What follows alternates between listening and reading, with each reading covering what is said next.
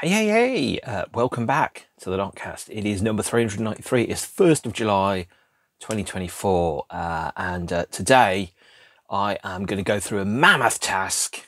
I am going to do a Bowie ranking, which, considering he did 29 studio albums, 4,012 compilations and 23 live albums, means I better get my skates on and not be very long indeed. I'm going to go in a slightly different order to normal, so I'm going to rank them by my favourite bootleg, my favourite compilation, and my favourite rarities set, and then the live albums, and then the studio albums. And if I give myself a minute for each one, I might make it in an hour, maybe. So I'm going to have to be pretty precise about it. Second thing is, it is incredibly warm, so if I sweat, don't be surprised. In Britain, these are heat waves. If you're in California, this is just, Monday. Okay, so favourite Bowie albums in order and in preference. So if you're going to get any Bowie bootleg, any unofficial, unreleased Bowie recording, my personal favourite is this Slinky Secrets. This is a recording of the rehearsal sessions for the Outside tour that took place in Elstree Studios in Boreham Woods on November the 8th to the 12th, 1995. So these are studio recordings of Bowie's band playing live most of the songs that they rehearsed for the Outside tour in 1995. So basically alternate studio recordings of Look Back in Anger, Heart's Filthy Lessons, Scary Monsters, and two versions of DJ. Effectively 80 minutes, 90 minutes of unreleased Bowie studio recordings from 1995. Even if there's no new songs on there, it doesn't matter. It's exciting and interesting to hear the songs played by his live band. I haven't included Leon because it hasn't been released. That probably wouldn't be number one. Anyway, so my favourite kind of Bowie rarities compilation, one of the very few that he officially sanctioned, actually, 1984's Dance, and 1985's Dance. Now, is this any good? No, absolutely not. It really genuinely isn't great, but it is a compilation of Bowie remixes from the 80s. It was due to be released on the quote success unquote of the Tonight album, and then got nixed. All that really remains of it now is a proposed running order and a set of cover art. This is the cover art for it, so this is the nearest thing to an official Bowie's remixes album that's worth listening to. There is Club Bowie. That's awful. Don't buy it. If you're going to get a best of, my recommendation for the best of is to get the triple disc version of Nothing Has Changed. This is every single in reverse chronological order, near enough, from Sue or In a Season of Crime from Black Star, all the way through to Liza Jane by Dave Jones and the King Bee from about 1912. This is a very, very useful compilation in understanding his musical journey, and the best place to get digital or album versions that are currently in print of many of his earlier songs. There is another compilation which is well worth getting, called Early On, which is all his pre-first album recordings.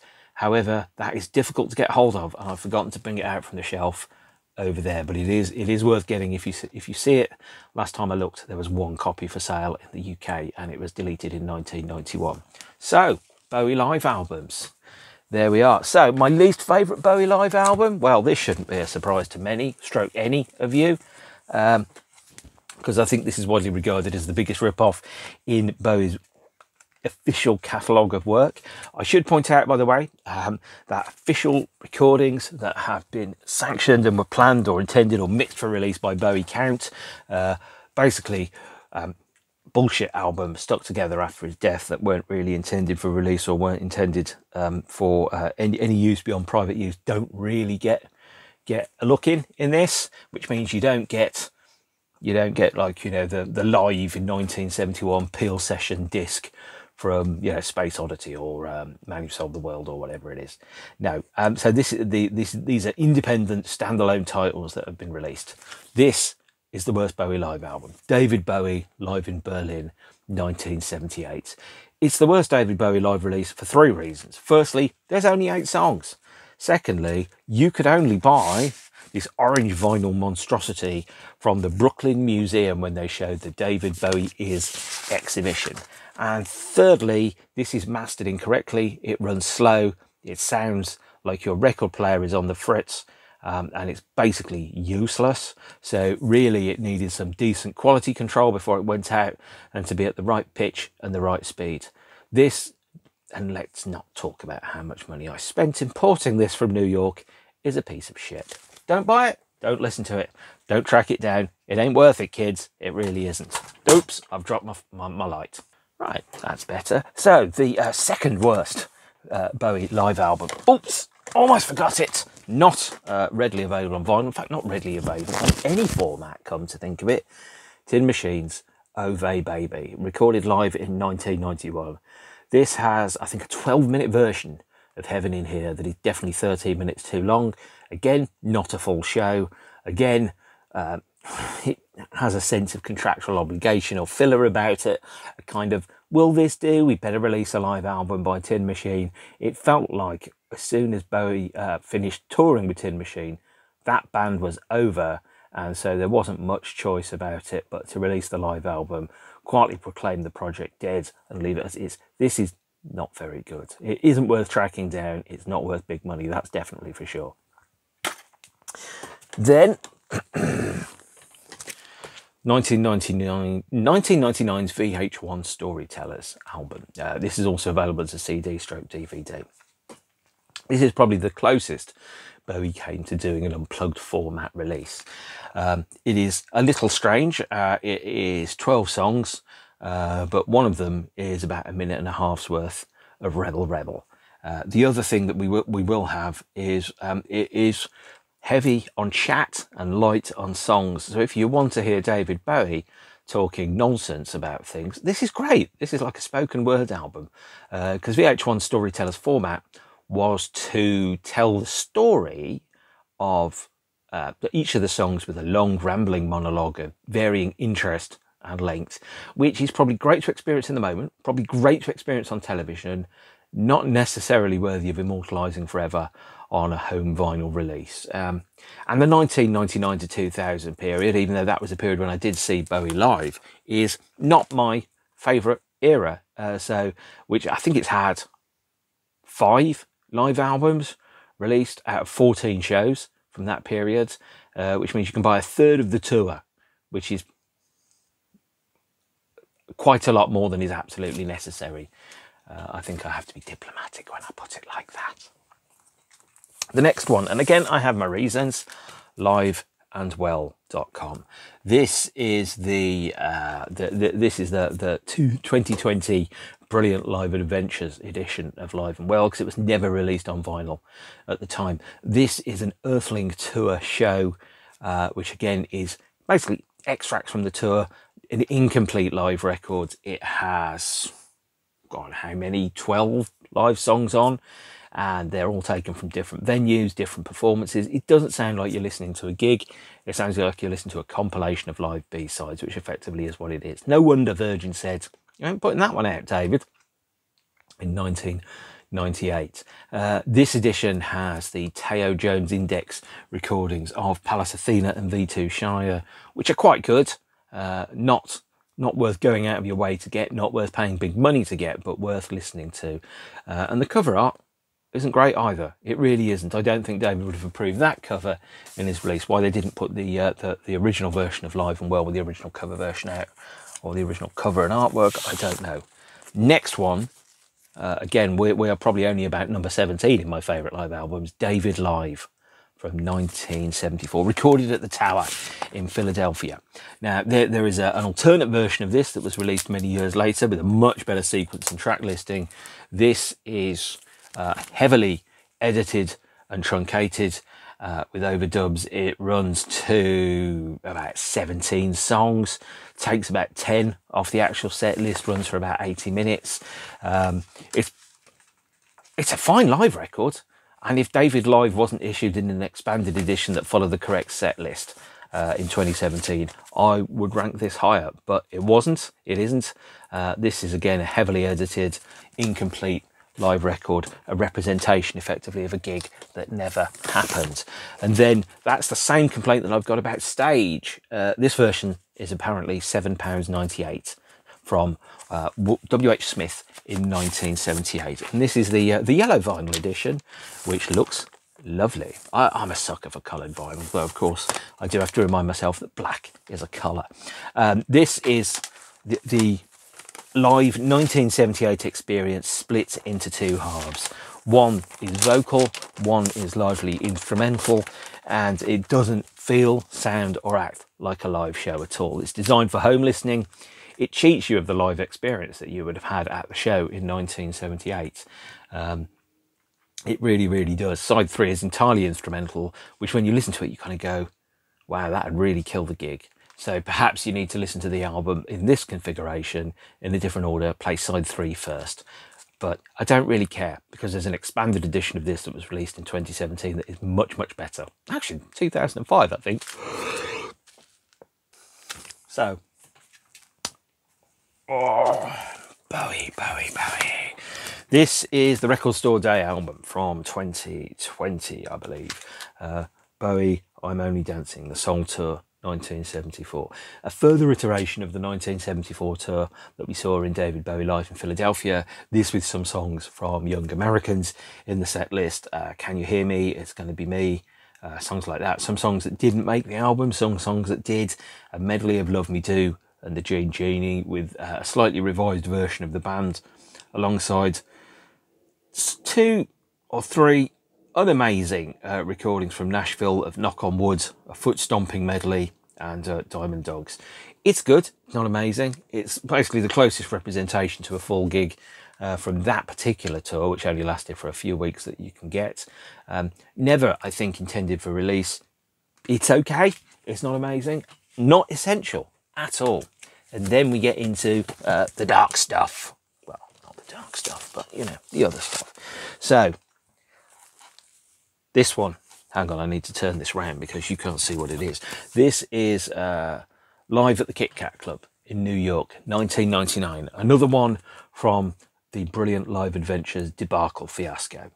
A promotional show for the Hours album that was largely recorded and broadcast on radio and used for B-sides. A short set show, I think again it's 12 songs. And the set list is pretty unexciting, really. You've got Life on Mars, China Girl, Stay, Changes, Afraid of Americans. But it's the sound of Bowie, especially everything in 99 is the sound of Bowie starting to turn towards the elder statesman era of his career. Though I hate to use the word career when talking about anyone's artistic lives. No, not very good. Not worth spending big money for, not worth tracking down. Neither is Something in the Air live in Paris 1999, which again follows almost exactly the same configuration. It has Word on a Wing on it instead, and Driving Saturday, and Repetition, and I Can't Read, and Rebel Rebel. It's a little longer than Live at the Kit Kat, but again, not amazing from a tour that's grossly overrepresented in Bowie's career. Thoroughly average, normal live album. Honestly, if he was still alive, it wouldn't have come out, even if he did produce it. You're seeing a trend now, aren't you? Well, here's another one from the Hours era. David Bowie live at the BBC Radio Theatre, London, June 27th, 2000. This is only available as a live recording, either on the BBC box set from the year 2000 in a heavily truncated form, or in its full, unexpurgated glory on the Brilliant Adventures box set. I think Bowie has laryngitis during this show, and that caused a couple of takes not to be used and for a couple of bits to be moved around. No overdubbing, but it's a good show. It's a really good show. It's much, much better than the other ones from 1999, by the way. It's a full set, so you've got Wild is the Wind, Ashes to Ashes, Seven, This Is Not America, Absolute Beginners, even down to the London Boys and I Dig Everything. And it's really good. It's well arranged. It's performed and executed well. It's a full show. It's just not an amazing live release. It's pretty good, not amazing. The next one that we do have, and again, this is an official release, although it was officially, I think, released only on CD and vinyl. Well, only on vinyl as part of the box set, Loving the Alien, and also Look Away, unofficially on this release, David Bowie Glass Spider Tour. This is the Glass Spider live in Montreal, 1987. Radio broadcast, I think it was on the King Biscuit Flower Hour. It's quite good. It's, you know, the tour that he did after the Let's Dance. It leans a little into the theatricality of the Glass Spider era. It leans a little bit into the stadium rock bloated era, but it's pretty good overall. And it has some unusual songs that were never really played at any other time in his career. I think All the Madmen, Sons of the Silent Age, were not played on other tours, for example. And yeah, it's worth getting, but if you can get the box set, I think this is also the CD that is included in the Glass Spider DVD. So this is an official Bowie live album released during his lifetime. The next one, and I prefer this one a little bit to the previous one. Again, it's in the Loving the Alien box set. It was also released on CD. Here is the CD. Serious Moonlight Live, 1983. Also, this was recorded, I think, at Montreal, I think, but I could be wrong or incorrect. Let me just quickly check. Yep. Oh, no, this one is recorded in Vancouver in Canada. It's a good live show. I have a bootleg of the Montreal radio broadcast from the same period, because I didn't buy the Loving the Alien box set because I don't like that period. This tour is pretty good. Both of these releases are as near to full live albums as you can get. Well worth listening to. Good representations of a period that's now been lost forever to history, but not amazing.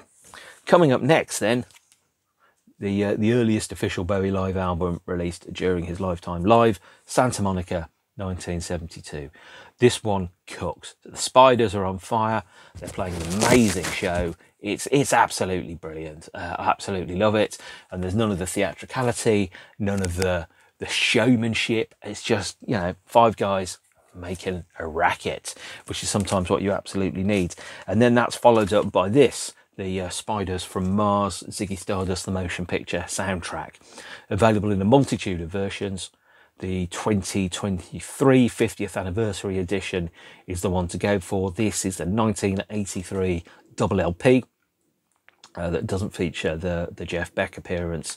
I don't think it features Love Me Do either, but this is good. This is a really good live album, but it is the last live show that the Ziggy Stardust and the Spiders from Mars ever played. And also, ladies and jelly spoons, this show happened on my birthday, the day I was born and brought into the world. So I am the reincarnation of Ziggy Stardust, if you believe in reincarnation. Also, I'm not the reincarnation of Ziggy Stardust, because if I am, I'm afraid to say I have woefully unfulfilled my potential to be a teenage Superman. Next live album, Cracked Actor. This is recorded in Los Angeles in 1974 and was released for Record Store Day again in 2017. This is magnificent. I love this. This is 1974, the tour in full, unexpurgated, no bullshit. Every song as was played in the night in fantastic quality over a triple LP and also on a double CD. It's just brilliant. His transmogrification, what a word that is, his transmogrification from Ziggy Stardust into a plastic soul kind of world traveller is complete at this point. And if you were expecting Ziggy Stardust from last year, oh boy, you were in for a shock. So this is the Diamond Dogs tour. It doesn't feature anything from Young Americans that I can remember. Maybe It's Gonna Be Me is the only one that's on there that's from that. But no, this is him giving his old songs a new lick of paint. It's a brilliant live album. Really enjoy it. Although, to be honest, the expanded version of David live at the Tower, Philadelphia, with a full track listing, which has been changed and altered and remixed and whatever, is much better indeed. And you should go with that. No ifs and no buts. Next up, and we're getting near the end of the live albums, by the way, is No Trendy Réchauffé, or however that's pronounced, live at Birmingham in 1995. So this was a show that I didn't get to, even though it was in my town, on the grounds that I didn't realise that you could just buy a ticket. I thought you had to go and buy loads of Twix. Now, I love Twix, and if I'd have had half a brain, I would have eaten a load of Twix, and then I would have got a free show. But instead, no, you could actually buy the tickets. I just didn't realise. This is recorded at the National Exhibition Centre, the NEC, in Birmingham on the 13th of December 1995. It was a relatively short, hour-long headline show, atop of a bill that also included, I think, Foo Fighters and Alanis Morissette. Probably someone like Soul to Soul or something. I don't really know. So this is a full show, but it's not a full-length recording. It's not a full-length set from the era, and it's it's a really good show. They play Hello Spaceboy twice. I love this recording, but it's not a full show, so it's not a full-length show. It's a truncated show, so it doesn't get the full marks. This Ouvrez le Chien, recorded in Dallas in 1995, does get a qualified a round of unabated applause, because it is just the David Bowie set. Now, on that tour, David and Nine Inch Nails were playing together. Nine Inch Nails would play a short mini set, 4 or 5 songs, with David singing, which is on this bootleg here, Bowie and Nine Inch Nails live in 95, which is recorded respectfully in St. Louis and Mountain View. And then when Nine Inch Nails left the stage, his band took over and played the set that's on here. So if I want to hear the full Nine Inch Nails set from that era, I have to, or the full Bowie performance, I have to listen to this 5 songs here from St. Louis: Subterranean, Scary Monsters, Reptile, Hello Spaceboy, and Hurt.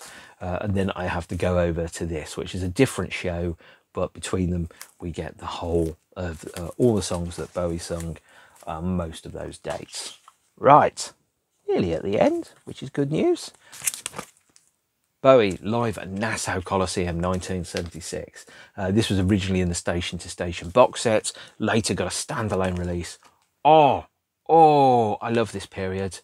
What a magnificent live album this is. Just Station to Station is one of my favourite eras, and this is a just completely ballooning, bombing live album, which I think is just glorious, and I think the world of it. I really, really do. If you do get one album from each of the live tours, if you can, they're really good choices. Coming back to 1978, we have a dead heat for the first time, and this is either Welcome to the Blackout, live 1978, Triple LP, recorded at Earl's Court, the last European show of the tour, I believe. This features the live premiere, I think maybe the only live version, I think, of Sound and Vision. I could be wrong. And then we also have Stage, the 2017 edition. This is remixed, resequenced, remastered, and includes all the songs performed in order over the show, so you don't get that mucking about with the track listing, as I said previously. But if you have to pick between the two, sorry, Stage. Again, I'd go for Welcome to the Blackout. This is a banger, as they put it technically. Right, into the last few now. Bowie's reality tour, live in 2003.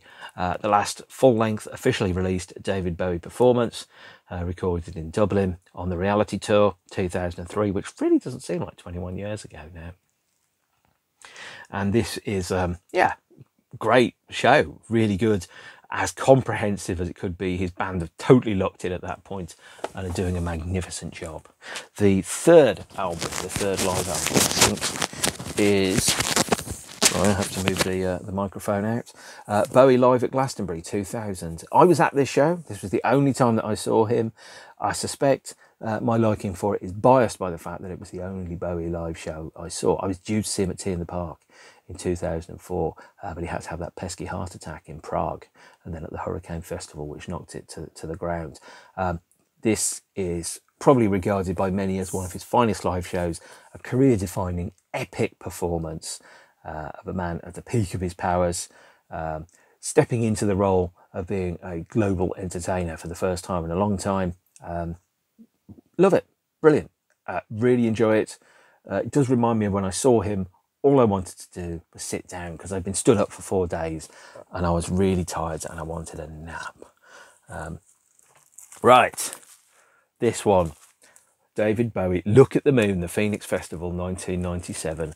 Full-length live festival set from the Earthling Tour, which is my favourite era of him. It's a full-length show, uncompromising set list, cover version of Oh Superman by Laurie Anderson, sung by Gail Ann Dorsey. Just really great. And when you've got as many good songs as he has, you can just put it on there. And of course, like a number of the live albums, these were mastered, or more correctly mixed with Bowie's approval, and ready for release if necessary. This is brilliant. I love this live album. I think you should get it. If you're going to get one show from the Earthling Tour, get that one. But if you're going to get one show not from the Earthling Tour, this, my favourite Bowie live album, is Changes Now Bowie. So this is taken. This was released for Record Store Day. Probably again another Record Store Day release in 2020. This is David Bowie performing acoustic and live in the studio in January 1997 as a kind of like a taster for his 50th anniversary live show. This has acoustic versions and studio recordings of a number of rare songs, and fascinating insight into what the songs really were at heart when they were first written. You know, you've got The Man Who Sold the World, Aladdin Sane, White Light, White Heat, Tin Machine, Shopping for Girls, Lady Stardust, The Supermen, Repetition, Andy Warhol and Quicksand, all sung by a 50-year-old Bowie with just him and Reeves Gabrels on guitar, recorded November 1996. It's a great live recording. I absolutely, totally recommend this if you want to have an insight into a slightly different world of Bowie. Right, that's the live albums. There were 23 of them, and it took me 23 minutes. So let's go for the studio albums, and I will be harsh. This is Images 66, 67. This is crap. It is most of his early singles and some of his early, most of his debut album from 1966. It's got songs like Please Mr. Gravedigger and Sell Me a Coat. There is a Happy Land. I do not like this album. It is flippant, nonsensical, Anthony Newley, music hall, utterly insincere, total fucking bollocks. And I can also say the same about The World of David Bowie. This time released in a rip-off sleeve, pretending it's a different type of David Bowie to the contents actually that are therein. This is again most of the debut album, some singles, and 3 previously unreleased songs, which was sanctioned by Bowie on the grounds that he couldn't contractually stop it. Again, it's the Anthony Newley crap. And this is the same, the debut album from 1966, I think. This is the picture disc edition from 2020. Again, I bought it because I don't actually have the debut album on vinyl apart from this edition, but it's not very good. It really isn't very good. If you're sat around going, what? I don't listen to enough David Bowie. What am I going to? Don't listen to these. These ones, not good. And then, again, not great, not really worth listening to very often. David Bowie narrates Peter and the Wolf. This is a David Bowie spoken word album with an orchestral backing where he speaks Peter and the Wolf by Profieski, and it's basically designed for his then son to listen to his dad reading him a bedtime story. It's better than the debut, but then again, you know, so is doing the washing up by hand.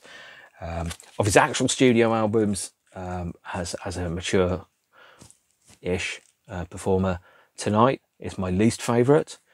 This is UB40 Cod Reggae in extended versions. He said he wanted to keep his hand in, but really what he meant was he wanted to put his hand into the checkbook of the record company. Coming off the success of Let's Dance, he was no doubt offered an enormous amount of money and said, right, do me 7 songs, wrote 3, pulled out a couple of cover versions. I think one was Chuck Berry's, I keep forgetting, and God Only Knows by the Beach Boys, revisited Iggy Pop's Tonight, and then turned them all into absolutely muted, spineless bullshit reggae. Awful, awful, awful record. Almost, not quite as good as Pin-Ups, which again is Bowie's Contractual Obligations 70s cover versions album. I never listened to this. It feels like a bunch of B-sides, because that's, in any other world, that's exactly what it would be. There's no invention in this album. There's no originality in this album. It's not even taking the songs and making them sound like Bowie songs. It's just, you guys learn the record, I'll sing it, We'll record it. We'll fulfill our contractual requirements. Here's an album of covers. Bad, bad, bad, bad, bad. Still, Never Let Me Down is better, albeit not particularly good. Any album that has a Mickey Rourke rap in is not necessarily to be recommended. Any album that has a 2-minute narration about a huge glass spider that eats babies and stuff and lives in a cave, it's a bit prog, isn't it? A bit close to Genesis. The songs themselves, some of them are really, really good, by the way. Time Will Crawl is good. Day In, Day Out is pretty good.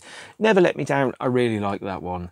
Bang Bang isn't great, but it really reeks of the 80s. So bad production choices, tinny guitars, too many horns, too much. Well, any Mickey Rourke's bad, right? But too much Mickey Rourke.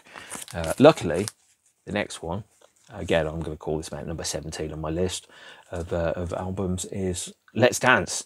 No Mickey Rourke, but I'm afraid to say sanitized within an inch of its life to be as acceptable as possible to the greatest number of human beings on the planet at any given point in time. And it is okay, I guess. Absolutely okay. Perfectly cromulent, to use a phrase from The Simpsons. But then when you listen to the original version of Cat People by Giorgio Moroder and Bowie, and then you listen to this version and you realise how this is just nowhere near as good as that. The lowest ranking of the more recent albums was never released as an album in Bowie's lifetime. It is Toy, which is re-recordings of his early singles and a couple of extra tracks. This is the first version of it that was bootlegged in around 2013, 2011. This features a track called Uncle Floyd, which became, I think, Slip Away, and it has Afraid and Toy, Your Turn to Drive. And then it also has Bowie re-recording and revisiting songs like I Dig Everything, Let Me Sleep Beside You, Hole in the Ground, Shadow Man, Silly Boy Blue, etc, etc. It's not very good. It's okay. I can completely understand why it didn't get released at the time. I'm glad that it came out. I'm also glad that it didn't come out on the grounds that it wasn't very good, and this photo is appalling. Someone should have done a better version of that cover, because that's really bad potato shop. Tin Machine number 1. Okay, so we're getting into the not terrible era of Bowie. Half of this is quite good. So the Tin Machine title track, I Can't Read, Under the God, amazing. I like those. They're pretty good, actually. Video crimes, isn't it? And again, what happens when you've got a band that's a democracy and the drummer insists on singing?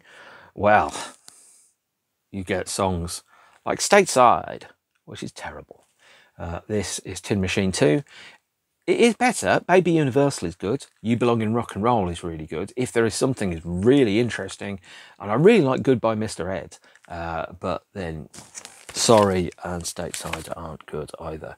I'd have thought Bowie would have got all his bad albums out of his system by then. But no. 1999 saw the release of Hours. Hours is Bowie becomes bland and uninteresting.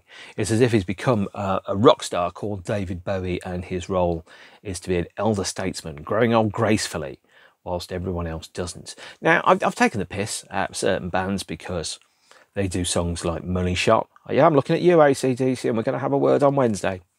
But I'm thinking about songs like Money Shot, for example, by AC/DC, where a 78-year-old makes a joke about porn and sex.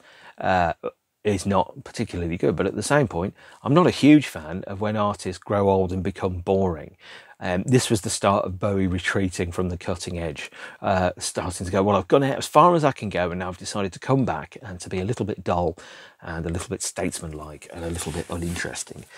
It's okay. I think it's aged much, much better than it did at the time it came out. At the time it came out, I was so disappointed with this record, because I thought after Earthling was a fabulous example of how to grow old with dignity, is to constantly be searching, constantly be questioning, constantly be exploring, to reporting back from the front lines of everything that you've learned and seen and experienced. Hours is a way of going, yeah, that's great, but I don't want to explore any further than the bottom of my garden in the shed. Not great. And Black Tie, White Noise. Half of this is really good. Half of it isn't. The bit with Albie Shaw rapping on, that bit's not good. It's got some good songs on. You've Been Around is interesting. Jump, They Say is okay. If you edited out a bit of Black Tie, White Noise, that'd be all right. Night Flights, Palace Athena, some of these are brilliant. And then you've got that cover version, I Know It's Going to Happen Someday. That bit, not so good. So again, not an amazing album. Right, we're getting into the gold now. Space Oddity, the title track. I don't think this was the original cover. I don't particularly care. Okay, Bowie's a hippie. He's got an acoustic guitar. It's got 12 strings on it. He's got a fuck ton of drugs. This is that album. And it's got some really great songs on it. It's got some interesting songs on it. This is him kind of taking a step on from his debut and starting to write about his own experiences, as opposed to imaginary things about coats and lieutenants and bombardiers and other rubbish. It's okay. Space Oddity is a classic, of course, but not much else is. This is Never Let Me Down Again, Never Let Me Down 2018 remix. This is so much better than the original. It's actually crazy.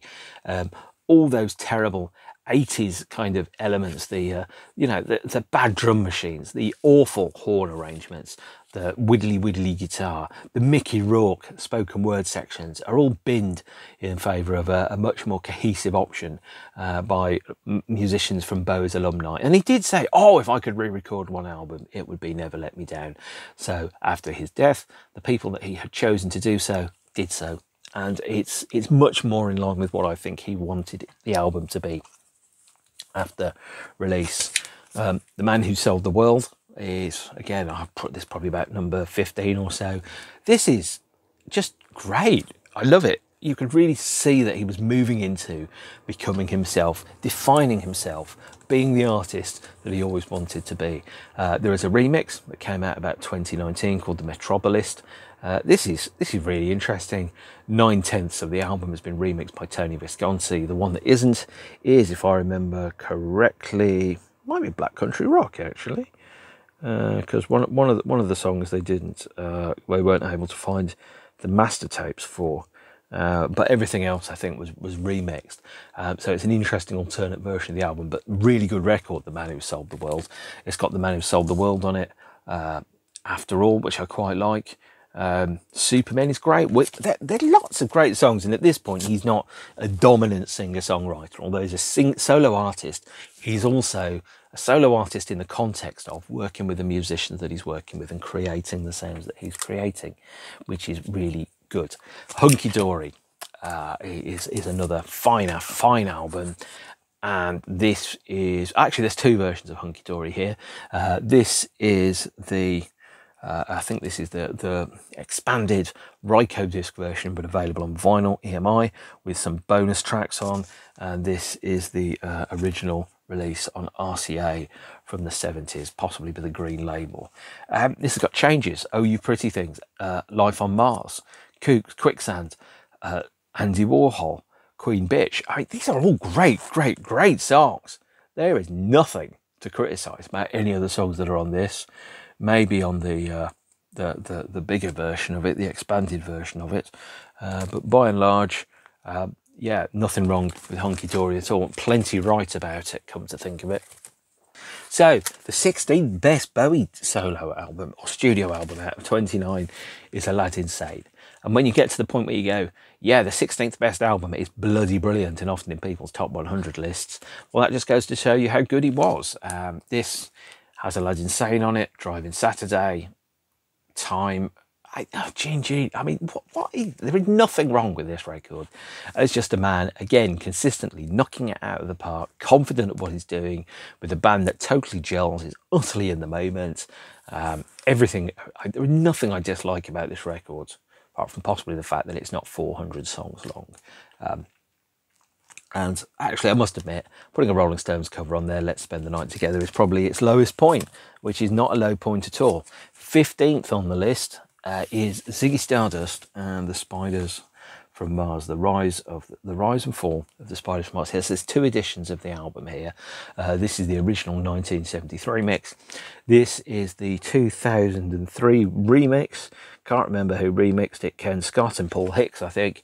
Again, largely for contractual purposes, since both of these mixes were released and sanctioned by Bowie during his lifetime. Both of them are legitimate, in my opinion. And this is, I mean, what can I do? I can't say much beyond, it's fucking brilliant, isn't it? It's got 5 years on it. Soul Love, Moon Age Daydream, Starman, Ziggy Stardust, Star, Hang On To Yourself, Suffragette City, Rock and Roll Suicide. There is not one song on this album I would take off this album and replace with anything else. And that is perhaps one of the signs of a truly magnificent record. It really, really is, and there aren't enough that do it. Same for Diamond Dogs, number 14 on my list. This feels more like a concept album or a set of songs that are interlocking inside each other, and again with a slightly different lineup. So the Spiders are dead, long live the Diamond Dogs, but all good, you know, really good. I really love it. Difficult to pick out individual tracks on this. I think of this as a complete work of art as opposed to an album made out of individual songs, but it is, in my opinion, a very, very good record indeed. Number 13, and this is where perhaps some of you go, well, where's Reality? Well, here it is, kids. Reality. It's I think 2015 vinyl edition. It's 2017 black vinyl, and I really like this record. It has some really strong moments in it. It's got a lot of cover versions, and again, it only came out about 18 months after the release of Heathen, so perhaps too many records were released in too short a period of time. But then it's got New Killer Star on it, Never Get Old, Loneliest Guy, Looking for Water, Fall Dog Bombs the Moon, Bring Me the Disco King. Some really good songs on here. And what I really like about this is that this was the first of the albums in a long time where you didn't have a photograph of David Bowie on the cover. You had a representation of who David Bowie could be.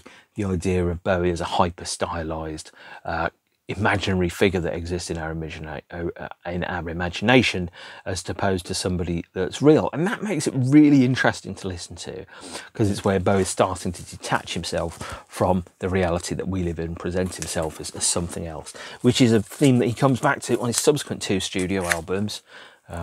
Even Heathen here, the album that came out before it in 2002.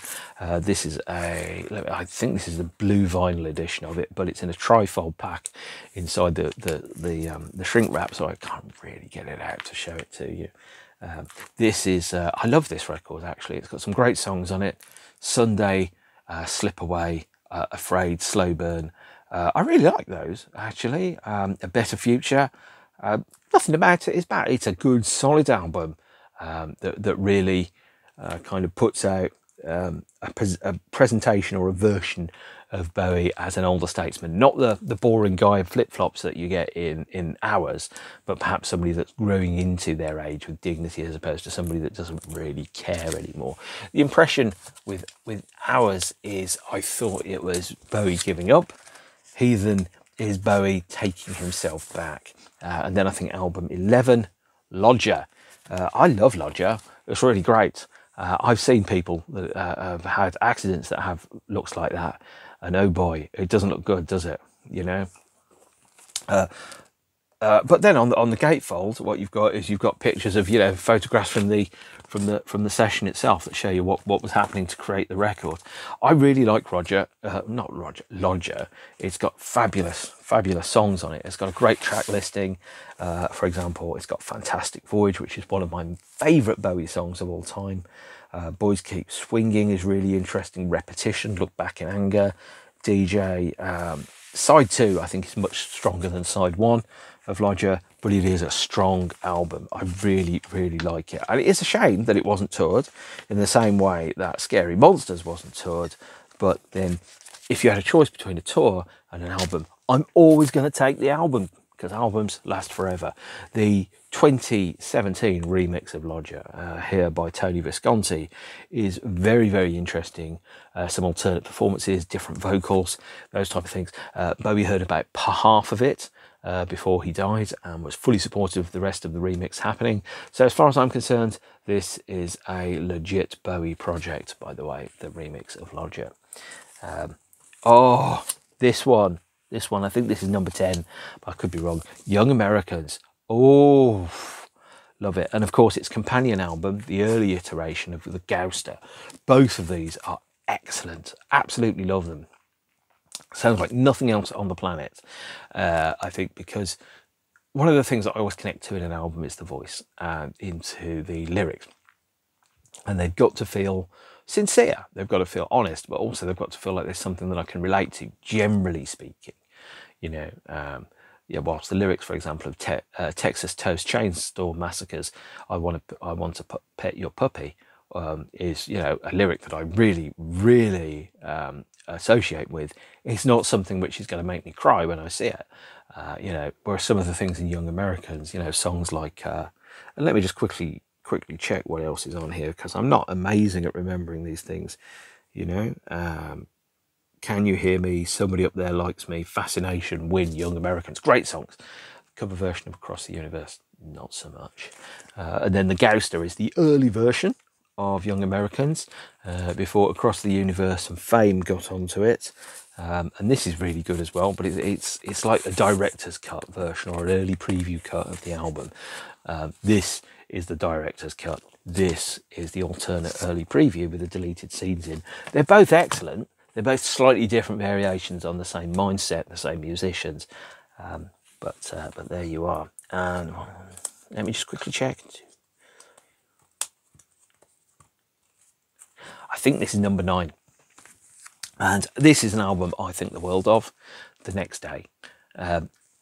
This is obviously Bowie's comeback album, although whilst most comeback albums imply that somehow they've been away, Bowie was always there. He just had gone from transmit to receive, and then he started to transmit again. And the next day, the idea, wiping out the public image of what Bowie was, replacing it with an avatar or a version of himself, you know, crossing out the hero's leg on there and resetting it and going, I am me, and this is who I am. This has got some of the best of my favourite Bowie songs on it. So The Next Day is great. The Stars Are Out Tonight.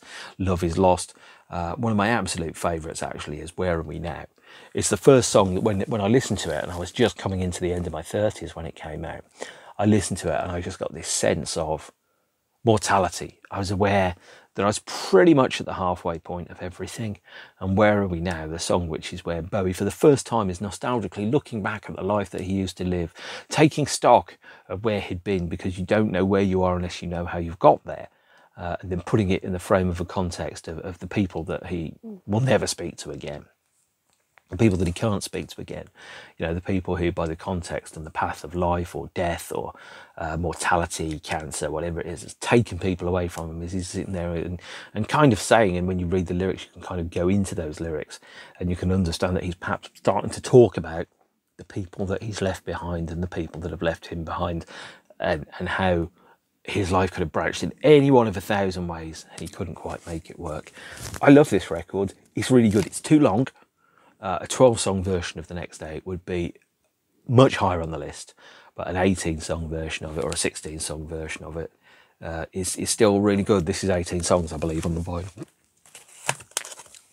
Scary Monsters, the last of the 80s, or the last of the 70s classics, because even though it was released in 1980, it was effectively a 70s album.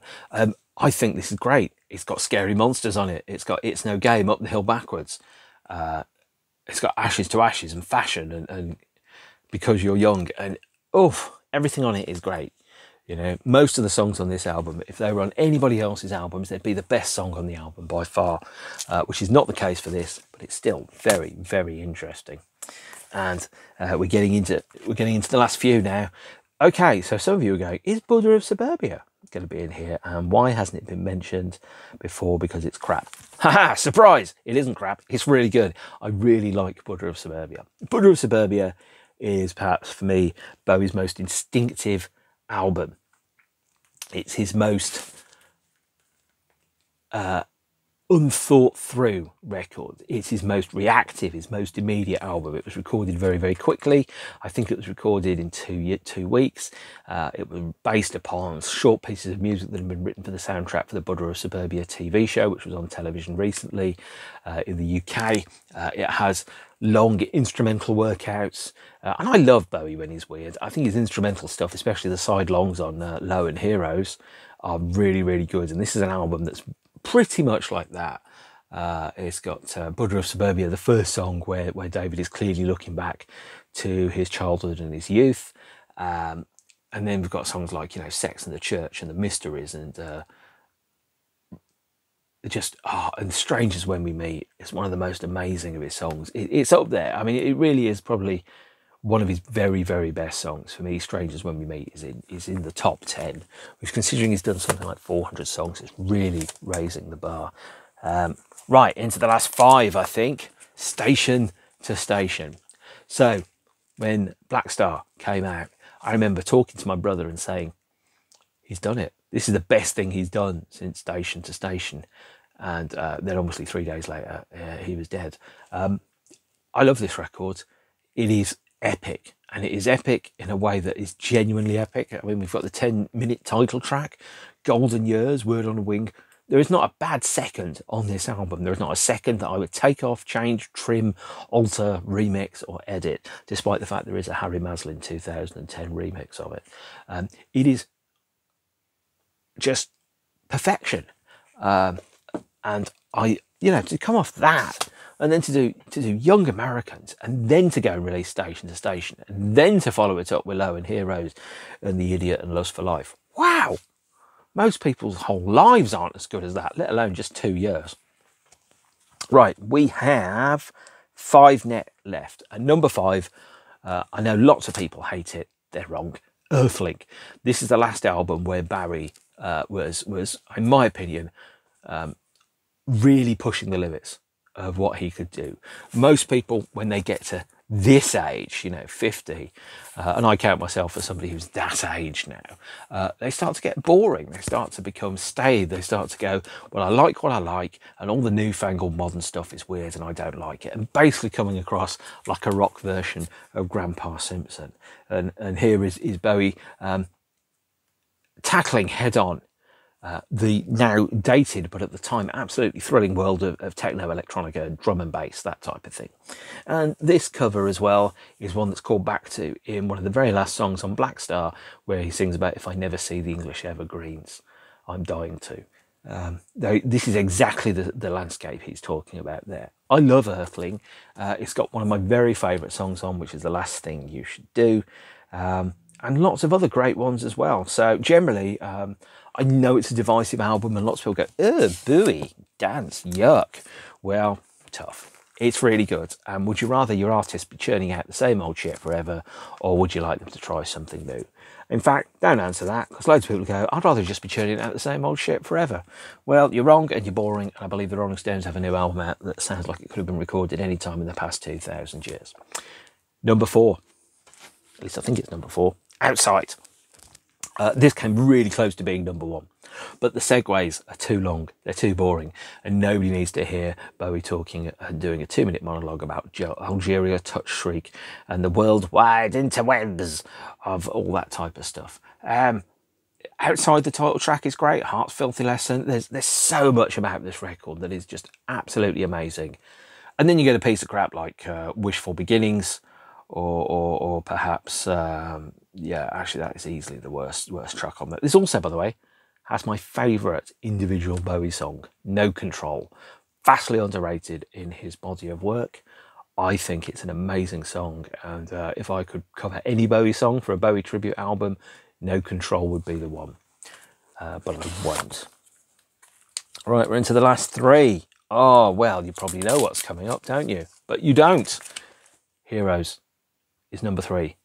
And Heroes is only number 3 because I think the title track deserves a slightly different, more epic beginning than the one that it's got on the album. Because it just starts off and it's very staid, and it needs, I think, a more epic gliding intro with those guitars. Everything else about this, I think it's great. Really just love it, love it, love it. Can't knock anything about it. Bold, experimental, sounded like music made by aliens trying to feed back to the mothership their impressions of life in Berlin in 1977. And then number 2 is Low. Fashion, took to the left, turn right. So that's number 2, and although Fashion isn't on there, it has amazing songs on here. Speed of Life, Breaking Glass, What in the World, Sound and Vision. I mean, if I just read out the track list, and I'll sound like that fucking Rick Beato guy, just going, whoa, dude, isn't this good? It rocks. No, this is much better than that. Again, this feels like the world we live in translated through the eyes of an alien who's coming back and going, there's something really strange about parts of civilization and I'm not sure I like them. And it's just lovely and magnificent and powerful, and I love listening to this record. It makes me feel like I exist on a different plane of existence from everybody else when I hear it. Music is a time machine. It transports you to different places and different times. This one makes me feel like I live in a world where I am not alone, because I'm listening to it and I'm hearing a sense of alienation, disconnection and bafflement with the reality we live in, which of course is exactly how I feel the vast majority of the time. So number 1, what is my number 1 Bowie album? Well, I'm sure you've already worked it out. Black Star. And I thought Black Star was probably in the top 4. The moment it ended, when I first heard it on the Friday, I was like, wow, he's gone off somewhere else again. He was exploring a brave new world, this kind of unique synthesis of jazz and experimental with a kind of twisted broken rock angle to it. And it really sounded like someone that was still kind of bravely leaping into the future. And it was so thrilling to hear this and to go, whoa, I wonder where he goes next. And of course, where he goes next is he moves to a new cosmic address, to quote Edgar Froese, and leaves the mortal plane indeed. So Black Star is incomplete without the No Plan EP. No Plan features 3 songs which weren't on Black Star but were recorded for the Lazarus musical. You really need to understand and watch Lazarus and to listen to No Plan as well as Black Star to get the complete picture. It's all part of a glorious piece of work in which he turned his death and his mortality into his very last statement, and hopefully will help people that are facing death and mortality themselves with dignity and with an illumination.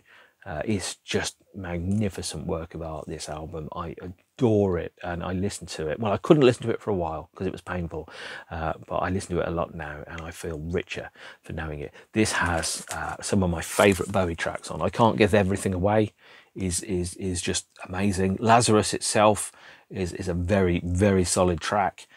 Black Star, it just feels like having your mind blown completely and being given an alternate version of reality to exist in. So that is my very, very, very favourite Bowie album, and what a shame. I'd much rather he'd be making crap albums and still alive. But if you have to turn your mortality into an amazing work of art, what a better work of art can you make than this? My favourite Bowie album, and it has been for a very, very, very long time. So as a whistle-stop tour, just under an hour of my Bowie albums and rankings. Hopefully you will have a guide to some of the ones which you may or may not want to listen to. What I will say is all of the live performances are magnificent. Just some of them are heavily truncated, edited or resequenced out of order of the show, which is why I've marked them down. There is not a bad Bowie live album, but there are bad Bowie studio records, and to which I would say anything probably from Toy onwards on my list is well worth listening to. Everything before that, you know, Toy and Never Let Me Down and Tonight and all that, not great. You can live without them. Trust me, you really, really can. I certainly do, and I'm very, very happy about it. But no, there you are. Of course, I could say more, but you get the general idea, to quote Morrissey. I can't give everything away. The only other thing I will say is I Can't Give Everything Away has a fantastic Nine Inch Nails remix. So give that a listen if you can, and it will give you a slightly different view upon the records. And with that, I'm going to wrap up and say thank you for watching. Stay beautiful, beautiful ones, and I will see you soon. If you liked watching this, do subscribe. I have no shortage of opinions to come up over the rest of the next few years, I'm sure. and eventually when I run out of things to talk about, I'll stop. But hopefully that day is a long way away. So I'm going to wrap up now. First star to the left and carry on till morning, as the last words of Star Trek VI, The Undiscovered Country, have it. So thanks for spending an hour with me, love bugs, and I will see you soon. Bye.